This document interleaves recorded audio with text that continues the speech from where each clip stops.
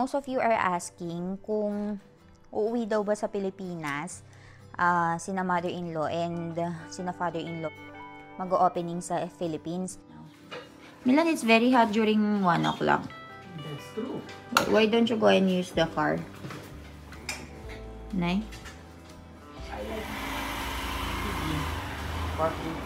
Keter dyan, Nay? Tambong lagi. Sa pagkakasakit, kailangan nilang pumunta sa hospital.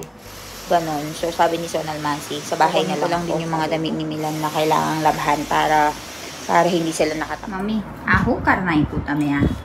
गोदरियो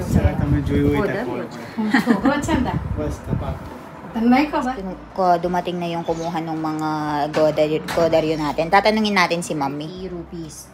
Bara. So guys, habang nag-e-edit ako, so yan yung workplace ko dito.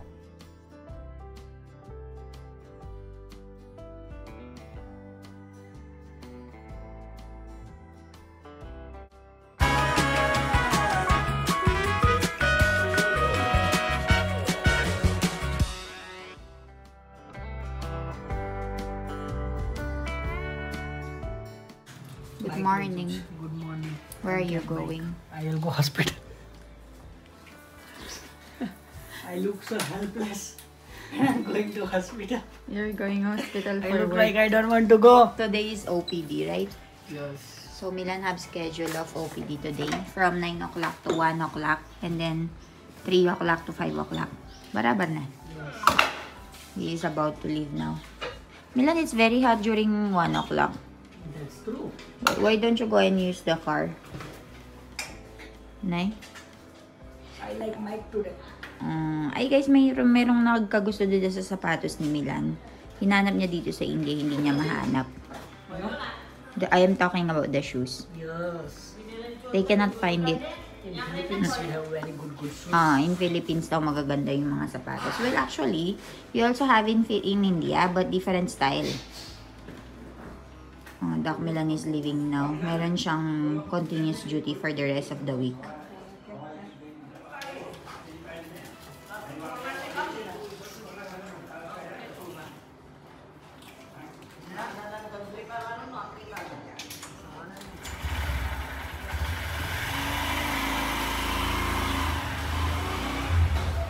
Umalis na si Milan guys and naglalampaso na si Sonal Mansi ngayon dito. Sonal Mansi tamay ba velo pat sekam. Nawage pa chipa tu patigyo. Keter dyan na Tambong lagi. Hachi-wachi bo lagi tap. It's very hot ngayon dito sa India guys. 9 o'clock na nang umalis si Milan. Ayun, tinanong ko nga si Sonal Mansi kung pupunta nga ba siya ng ng farm. Ayaw daw niya kasi mainit. So, sa bahay lang daw siya. So, ganito talaga dito guys. Minsan yung mga workers ayaw nila magpunta sa farm kasi sobrang init. Nagkakasakit sila. So, dahil sa pagkakasakit, kailangan nilang pumunta sa hospital. Ganon. So, sabi ni Sonal Mansi, sa bahay na lang ako, sabi niya. Kasi baka magkasakit pa ako sa sobrang init ng panahon. Kasi sobrang hardworking ng mga tao dito guys. Pero yung mga walang choice, walang option, talagang pumupunta sila sa farm kasi kailangan nilang kumain. So maliligo na ako guys. Balitaan ko kayo sa mga haganapan dito. Kukunin ko lang din yung mga damit ni Milan na kailangang labhan para hindi sila nakatambak. So I'll see you later. Mami, aho karnay po tami ah. गोदरियो करवाए गोदरियो छे बद्दू करवानी एले लो कोई मेहमान आवे सर्कस भेजा बराबर. So this is for the godaryo. કેટલાનું છે આમાં? આપણે તો ભાભી જ કરવાના છે ને. કેમ છો? મજામાં. ભાભી કરવાની છે. એટલે છોકરીઓ માટે છે. છોકરા માટે નાના અંદર બધું બધું જ છે. તમે જોયું હોય તો ખબર પડે. છોકરો છે ને બસ તપાસ. તને નહીં ખબર? So ayan guys, dumating na yung kumuha ng mga godaryo natin. Tatanungin natin si Mami. હું આપ્યું Huway po tan. ચાદરો આપી Chadar means blanket. Ano? 3 બ્લેન્કેટ આપ્યા Tran blanket. સાડીઓ 3 આપી Sari હું mate છે પણ. કવર કરવાની જોઈએ Cover ni નવી સાડીઓ આપી એક cover mate છે એટલે નવી પછી સાડીઓ આપી પછી હું ઓઢણિયું આપી ઓઢણી. ડ્રેસની કોટનની હા ઓઢણી ઓઢણી. એટલે નવી ગોદરીઓ બનાવવાનું છોકરો માટે કેટલાનું આપે પૈસા? આ તો મિરલ ભાભી છે ને આપણા ઘરના છે ને હા. એટલે ઓછા રહેશે પણ રેગ્યુલર માણસ બીજું બાર 25-30 25 to 30 રૂપીસ. બરાબર. નાની ગોદરી હોય આટલી હા. તો 25 રૂપિયા એટલે લે 30 રૂપિયા લે ડાયપર જોડવાળી હોય ને એટલે ડાયપર નહીં પહેરવાનું આપણા ખાલી પાતરવાનું પછી છોકરો નાખવાનું મૂકવાનું. બતાવ મેં નમૂનો તને Lawa. Papakita daw ni Mami sa atin kung paano yung godaryo. આવી Ayan. Okay. એટલે binanatay kaso. Sofa binanatay. So, ilalagay dyan yung baby. So, ganun pala siya. કેટલું બનાય દીધું પહેલા? આપણે હા. આપણે તો જો આશરે. બનાવવા આપ્યા છે આશરે. 25-30 So, 25 to 30 daw yung mga Jeetli magagawa bansetli. doon. Barabar. So, guys, nagluluto ngayon si Mami. Ako siya, Mami, curry. કોળી Eh, curry, buligya man eh, કેવી રીતે બનાવવાનું. બોલો હું હું છે? આદુ મરચા આદુ. જીરું આદુ, મરચા, જીરું, લીમડો લીમડો. So, ને ganyan siya. પેન અને ઉપર છાસ. તજ Oo. છૂંદી કાઢવાનું Mm-mm. પછી મેં નાખવાનું Ah, લીમડોય વઘારવા નાખવાનો ah. અને And ઘીથી then? વઘારવાનું Barabar. So, dahil hindi na ako nagluluto masyado dito, guys, nakakalimutan ko na kung paano Uy. magluto ng specific na pagkain. Like this curry. દહીં Curry. નાખવાનું. At અમારો favorite na, curry. Hmm. Etle. Man buligya already huho na ako, ano. So, dito naman is, ako kewaya. અજમો So, ito naman yung vegetable natin. So, meron tayo ditong oil, ajumo, ગવારસિંગ gowarsing, and potato. So, iaano lang yan. Pressure cooker lang yan, guys. Para agad na lumambot. Ano, masala na ako, ano. So, maraming lulutuin si Mami ngayon. Meron tayong dal doon. Meron tayong curry. Saka meron tayong vegetable. Lalagyan ng kaunting tubig. Lagyan mo ng asin. Pagkatapos, maglagay ka na ng masala like this. Chili powder. Turmeric powder. And then, cumin powder. Pagkatapos nun, સેજ ખાંડ canned. So, maglalagay tayo ng sugar. Ano eh? Ban ka raw, ano? Then, you just have to close it. Kilo whistle, Jowash. બે જ So, 2 whistle. After 2 whistle, pwede mo na siyang, ano, patayin yung kalan. O, ganyan siya. Rice. Over there is rice, guys. And magluluto si Mami ng rotlo and rotli. So, ganun lang. રોટલી બનાવો અમે For bitaw rotli. This is for the curry, guys. Dal na ilalagay sa curry. So, sineperate nila. દાળ છે ને Mm. બીજું દાળ. Dito yung dal દાળ natin. ભાતની દાળ તાઈ હારું So, sineperate na ni Mami kanina, niluto na niya. Kasi hindi ako kumakain nun. Maasim-asim kasi yun, guys. Parang gatas na napanis. Ganyan yung lasa niya para sa akin. Then, alam niyo naman kung paano kainin itong dal rice. Guys, di ba? Tsaka paano lutuin. Kasi madalas ko nang pinapakita yan sa inyo. Pero yan yung ulam natin for today. And umalis na nga si Milan. Guy, Milan. So, naglilinis na sa loob si Son Almasi. Ayan, naglalampaso na siya. Huwag na tayong dumaan sa nilalampasuhan niya. Para walang bakas. Nakain ako ngayon ng pistachio, guys. Habang nag-e-edit ako. So, yan yung workplace ko dito. Ayan, notebook ko. Diyan ako nagsusulat. And, dito ako nag-e-edit. So, ang oras ngayon is around, siguro mga 12 o'clock na. Pero dahil nagugutom ako, guys, kumakain ako dito ng pistachio. Kasi, around 1 o'clock pa darating si Doc Milan. So, ito yung kinakain ko na healthy. Actually, guys, mahal to dito sa India. Ewan ko lang sa Philippines kung mahal din ito. Pero dahil healthy daw siya, and I don't know if it's rich in protein. Protein ba? So, lagi akong pinapakain ng ganito. Kasi nga, hindi kami kumakain ng meat dito sa India. So, naghahanap ko ng alternative na pwedeng kainin ko para ma-sustain yung kailangan ko na protein sa katawan. And Milan, Dahil sunod-sunod yung duty niya. Yung duty niya is sunod-sunod na 7 days na OPD. So, sobrang naano ko sa kanya, naaawa ako sa kanya kasi kailangan niya magising ng maaga. Nasanay kasi siya sa paggising ng medyo late kasama ko. Kaya niloloko siya ng father-in-law ko kasi lagi kaming late na nagigising. And para nga din daw siyang buntis. So, ngayon na sunod-sunod yung duty niya, kailangan niyang bumangon na maaga. And then, kailangan niyang pumunta sa hospital. So, yung usual na schedule ni Milan is, aalis siya ng 9 o'clock, tapos babalik siya ng 1 o'clock. Kakain siya noon, tapos aalis ulit siya ng 3 o'clock hanggang 5 o'clock. Tapos paggabi, free na siya. Pwede na namin gawin yung mga gusto namin. Pero, pag tapos ng 5 o'clock, hindi naman na din siya mag-stay dito sa bahay kasi pupunta niyo siya sa farm and mag-iikot-ikot siya sa mga papaya farm niya and mango farm niya. Gustong-gusto niya talaga yung naglilibot sa farm. So, ako naman, right now, nag-i-edit lang ako ng mga vlogs ko kasi wala naman akong ibang gagawin. And nakausap ko nga din yung mother ko sa Pilipinas. Tinanong ko nga yung project namin kung kamusta na. Ongoing na nga daw. And by June, second week of June, yung estimated na pagkatapos ng project namin. So, ngayon naghahanap na kami ng mga furnitures na kailangan namin bilhin para dun sa resort para masabay namin sa opening. And most of you are asking kung uuwi daw ba sa Pilipinas sina mother-in-law and sina father-in-law kung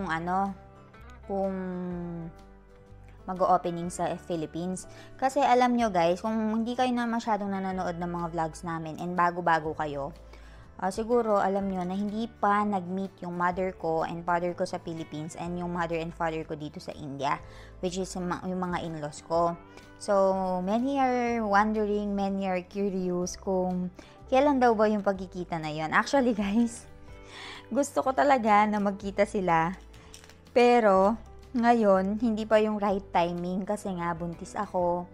And, dapat, totoo talaga niyan, sa opening ng resort, uuwi kami ni Milan. Pero, dahil nga sa situation ko, it's either si Milan na lang yung uuwi or hindi na rin uuwi si Milan and ipapaubayan na lang namin yung opening ng resort dun sa mga mother and father ko. So, yun yung balak na by next year, kapag medyo malaki-laki na yung baby, kapag pwede na siyang magbiyahe sa eroplano, tsaka kami uuwi and kapag naka-recover na ako.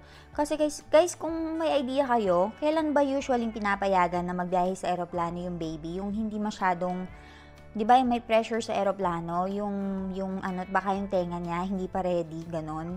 Meron ba kayong alam? Kasi nagtatanong ako sa iba dito. Sabi nila, pwede naman daw as long as 2-3 months na pwede nang ibiyahe. So, kung meron kayong mga naging experience, sabihan nyo ako para alam namin kung kailan yung uwi namin sa Philippines. And sasama din si Janu sa time na yon kung hindi pa nga siya nakapag-migrate. So, tignan natin, dadalhin natin yung buong family natin sa India, dun sa Philippines, para makita nga nila yung pinagawa namin ni Milan na resort doon. And makapag-enjoy nga sila. And sana makapag-meet and greet tayo kung magpunta kami ng Boracay, Palawan, or ibang mga tourist attractions sa Philippines. Kasi, yun yung gusto kong makita talaga kung ma-enjoy ba nila. Yung father-in-law ko and mother-in-law ko, hindi sila mahilig sa mga paglilibot kasi. Pero si Janu at saka si Milan, asahan mo na mag-i-enjoy nila. And ang isa pa sa pinaproblema ko doon guys, kung uwi sila sa Philippines, ano yung papakain ko na Filipino food sa kanila na walang onion, garlic, and puro vegetable lang. So, mag-comment nga kayo sa baba guys kung ano yung pwede kong ipakain and ipatry sa kanila. Kasi alam niyo naman, dahil sa religion and pinaniniwalaan nila, hindi din sila kumakain ng onion and garlic. So, yun yung magiging challenge ko. And ang magiging challenge ko din guys is yung language barrier. Kasi, although nakakapagsalita ng English yung mother ko, yung pamilya ko naman dito sa India, hindi sila nakakapagsalita ng English. Yung father ko kahit paano nakakapagsalita siya. So, baka si father ko and si father-in-law magkaintindihan sila ng konti, pero I doubt it. Kaya kailangan namin talaga maging translator ni Milan. So, ayun, abangan niyo yung pangyayari actually. Kung ano yung mangyayari sa mga times na yon. Pero panabik na, ano yun, na scenario. Kasi never pa talaga silang nagkita. Actually, nung kinasal kasi kami ni Milan, kung hindi kayo laging nakasubaybay sa amin and bago lang kayo. Nung kinasal kasi kami ni Milan, guys, ako lang mag-isang nagpunta dito sa India kasi pandemic noon, sobrang hirap kumuha ng visa. Dapat isasama ko nga sila, pero sobrang hirap and kailangan mo pang ma-quarantine ng I think 15 days dito. Tapos kapag balik mo ng Philippines, kailangan pang ma-quarantine. Merong nagtitinda si na mother ko and merong nagnegosyo sila. So, kapag nakawaran din sila ng ganung katagal, patay ang negosyo. So, sabi nila, ako na nga lang yung pumunta mag-isa.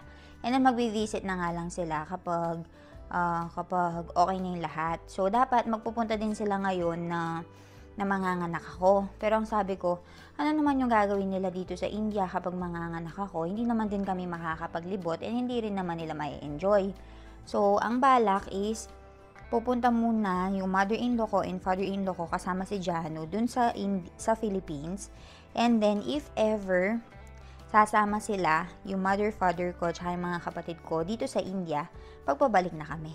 So, tingnan natin kung ano yung mangyayari, guys, kung matutuloy ba yun. Pero, yun yung binabalak po natin. And very excited na rin ako kung sakali. Para patikim ko nga din sa kanila yung mga Indian food dito, kung sakaling pupunta din yung mga kapatid ko. Kasi si James and si Kathleen, kung itatry nila. Tsaka si father ko and mother ko. So, pinaisikaso ko na rin yung mga passports nila. Para if ever na kailangan nilang pumunta talaga, and may mangyari man, makakalipad sila dito, guys. Kasi very easy lang kumuha ng visa dito, guys, papunta ng India. Ang medyo complicated lang yung kumuha ng visa papunta sa Philippines.